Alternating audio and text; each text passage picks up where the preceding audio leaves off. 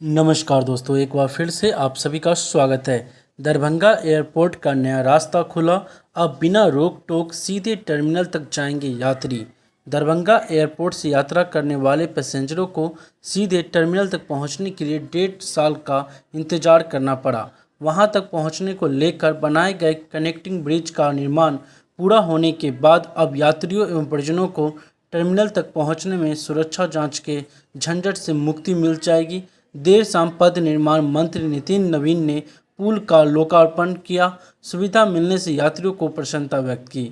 धूप और बरसात में फायदा। इससे पहले यात्रियों को सुरक्षा के मद्देनजर मेन गेट से प्रवेश के दौरान जांच की प्रक्रिया से गुजरना पड़ता था, जिसमें पैसेंजरों को कई घंटों तक इंतजार करना पड़ता था। खासकर बच्चे, बुजुर्ग और महिला के साथ यात्रा करने वाले लोगों को काफ़ी परेशानी होती थी।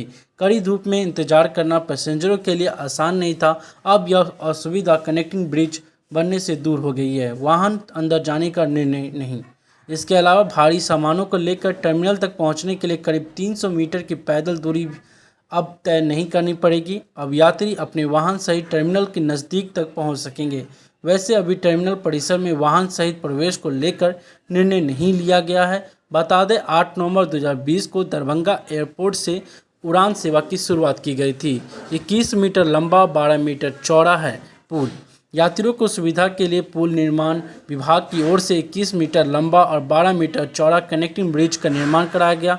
दोनों तरफ पैदल चलने के लिए 1.5 मीटर चौड़ा पथ भी बनाया गया है। पुल को 2 लेन में बांटा गया है। आने जाने वाले यात्रियों को इससे सुविधा होगी। पुल निर्माण में 3.8 करोड़ रुपये लागत आने की बात कही गई है। पुल निर्माण का काम 5 माह पहले हुआ था।